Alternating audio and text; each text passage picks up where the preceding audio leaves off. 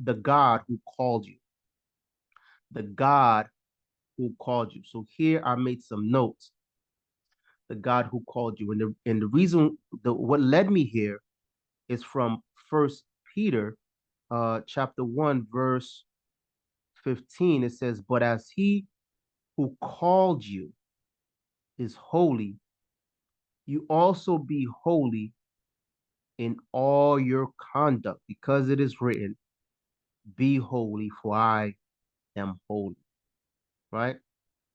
So there is a call on our lives, and it made me think about that, and it made me look at some other scriptures. So for help, I'm going to open up, sorry, let me see. I'm going to open up my Chrome. I'm going to open up my Chromebook, or should I say the Chrome app, and we're going to look at some of these scriptures that I marked down under the title, "The God Who Called You." Right? And so here we go. First Peter uh 1, 15 and 16.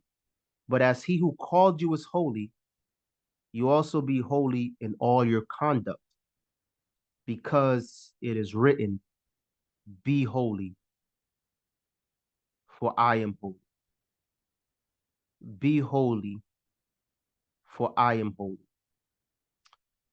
God called us to be holy. We are called to be holy. Therefore, we should be holy, right? And the reason why he called us to be holy is because he is holy. And God wants us to share in his holiness, in his apartness, being set apart. God is apart from his creation, and we are to be apart from the world. Doesn't mean we don't interact with the world, we don't engage with the world, we don't try to win, you know, people from the world. But our behavior, our thinking, our conduct should not be worldly. We should be apart from that. Our conduct, our behavior should be apart from that, because God is apart from that, right? He is holy. Another scripture, 1 Peter 2:9, it says, "But you are a chosen generation, a royal priesthood, a holy nation, his own special people, that you may proclaim the praises of him who called you out of darkness into his marvelous light."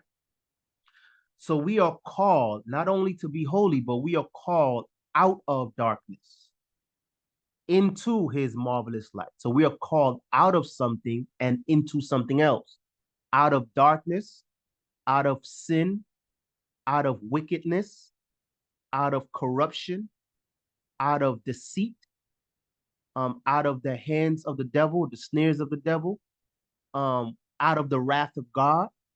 We are called out of that, but into his light, into his truth, into holiness, into fellowship with Christ.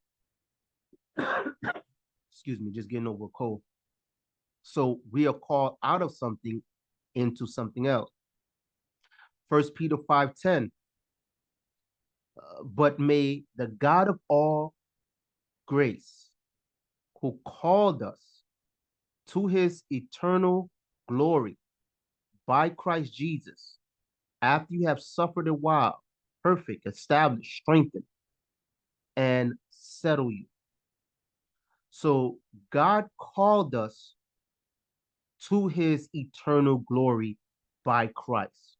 We are called to his eternal glory, right? So if you are called by God, that calling includes us being eternally glorified with Christ by Christ, right? So you will be glorified if you are called by God. And we see that also here in Romans 8:28-30.